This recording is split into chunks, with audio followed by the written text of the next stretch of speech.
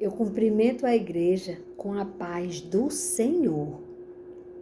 E a palavra que Deus separou para nós, para nossa reflexão, está na carta de Tiago, no capítulo 1, a partir do versículo 16.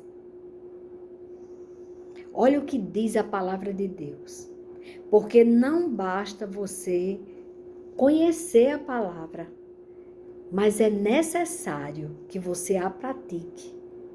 Nós não podemos ser apenas ouvintes da palavra de Deus, mas devemos praticar aquilo que Deus nos ensina. E olha o que Tiago disse.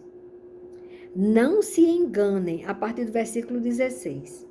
Não se enganem, meus amados irmãos.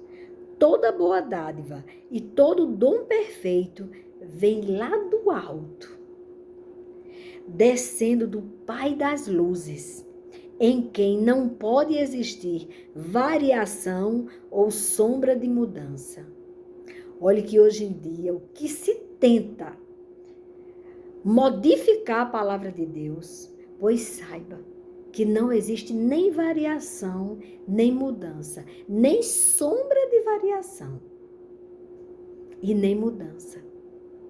Pois segundo o seu querer, o querer dele, ele nos gerou pela palavra da verdade, para que fôssemos como que primícias de suas criaturas. Nós somos criaturas de Deus. E aquele que reconhece que Jesus morreu na cruz do Calvário para pagar o preço dos nossos pecados, deixa de ser criatura e passa a ser chamado filho de Deus. Olhe como é importante conhecer essa palavra. E ele continua.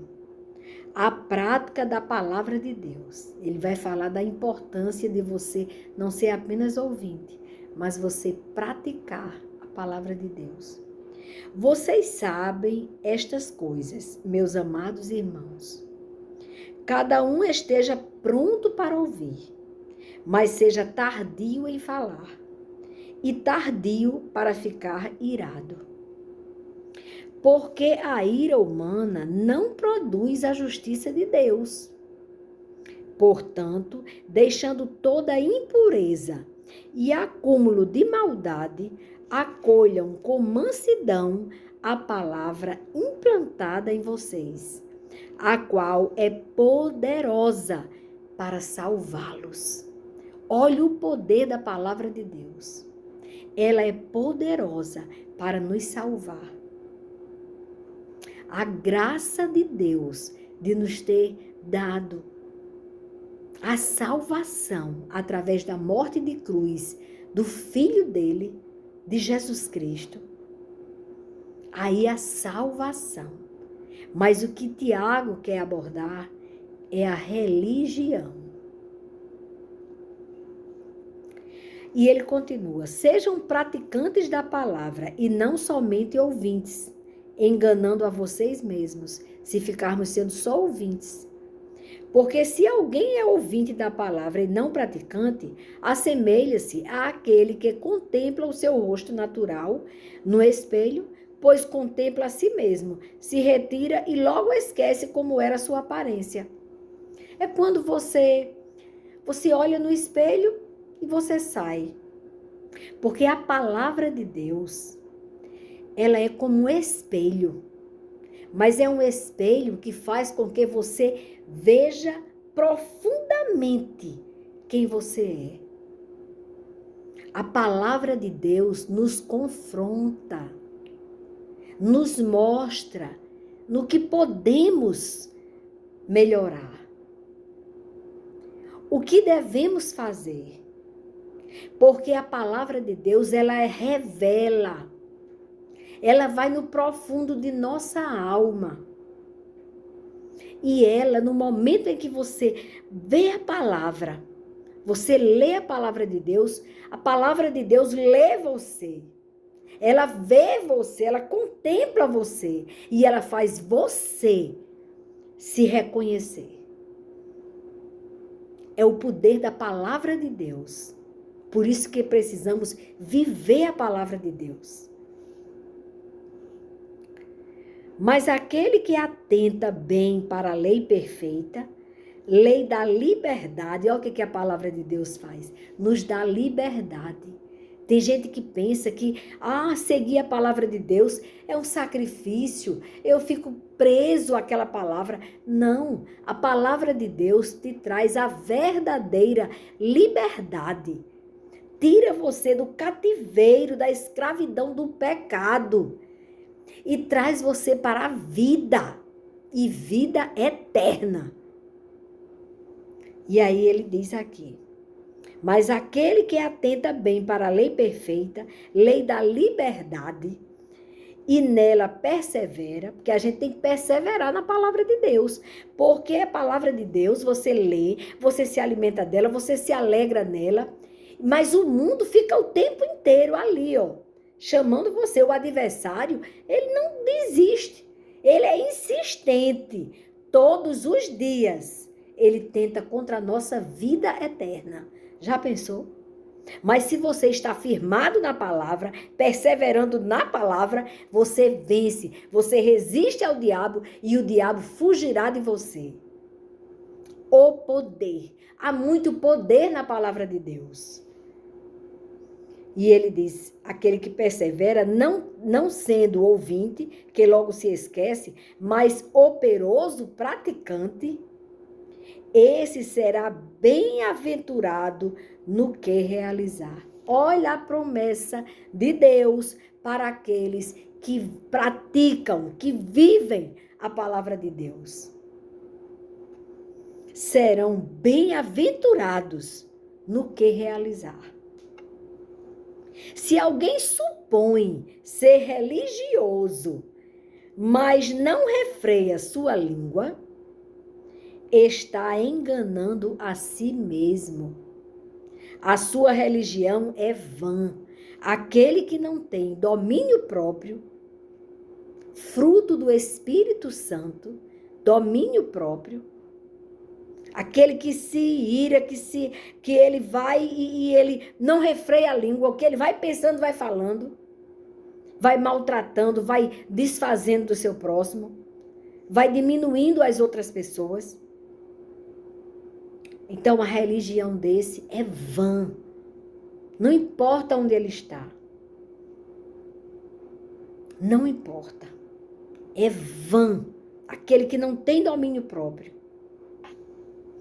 Aí ele explica, no versículo 27 do primeiro capítulo de Tiago, diz assim: a religião pura e sem mácula para com nosso Deus e Pai é esta. 2 pontos. Visitar os órfãos e as viúvas nas suas aflições, nas suas necessidades, e guardar-se incontaminado do mundo. Olha que coisa importante. Você guardar-se incontaminado com as coisas do mundo. Esta é a verdadeira religião.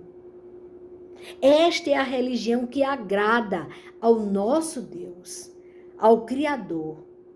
Quando você conhece a palavra de Deus, você consegue não se contaminar com este mundo. Não se contaminar com este mundo tenebroso. Irmãos, eu perdi uma pessoa muito amigo de infância, nestes dias. E para dar um apoio, orar pelos familiares, eu fui à igreja. Ele era católico e eu fui à igreja católica. Abraçar a mãe dele, abraçar a irmã dele, o irmão. E eu fui assim, eu fiquei muito, muito impressionada com a falta de domínio, de controle mesmo, de domínio na língua, de refreio. Precisou um refreio na língua.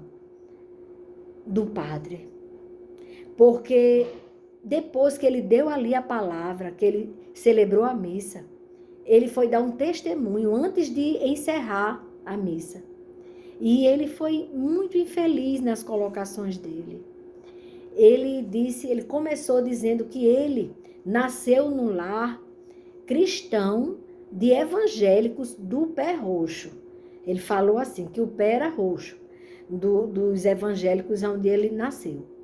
E ele disse que a mãe dele era evangélica e o pai não era evangélico. E a mãe dele era da Assembleia de Deus.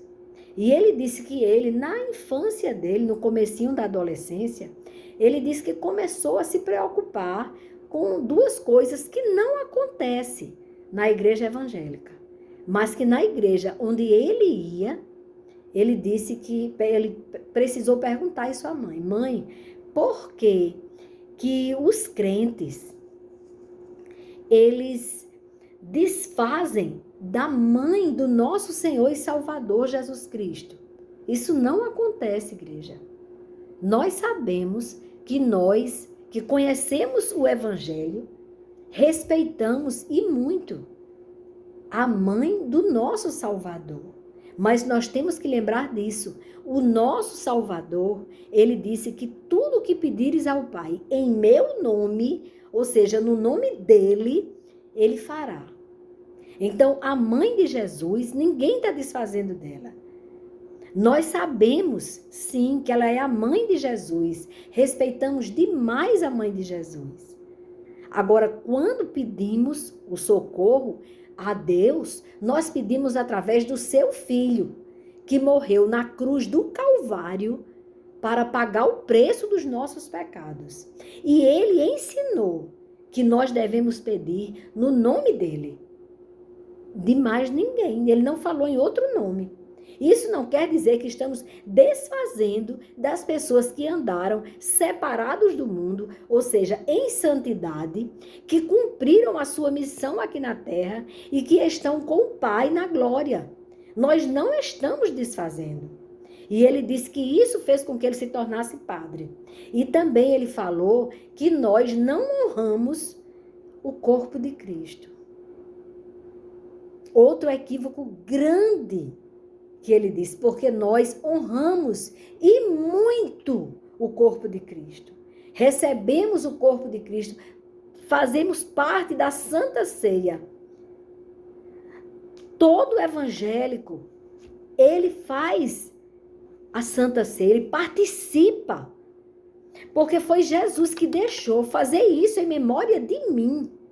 Nós honramos sim, e muito. Nós sabemos que não é de qualquer maneira que recebemos o corpo e o sangue de Cristo. Nós recebemos o pão e o suco de uva, representando o corpo e o sangue do nosso Senhor e Salvador Jesus Cristo, para lembrarmos do sacrifício da cruz dele no Calvário. Então, não existe isso. Ele estava muito equivocado e não era o momento de discutir religião. Ali havia, com certeza, muitos evangélicos. É normal o evangélico, ele chegar numa igreja católica, porque está ali prestigiando uma família, que está sofrendo a dor daquela família, está participando do momento difícil que aquela família está enfrentando, de ter perdido um ente tão querido. Então, claro que não existe, não tem problema. Nós não adoramos imagem. Imagem feita por mãos de homens, nós não adoramos. A palavra de Deus é muito clara nisso. Então, a verdadeira religião, lembrar, é socorrer os órfãos e as viúvas e não se contaminar com as coisas do mundo. Até aqui.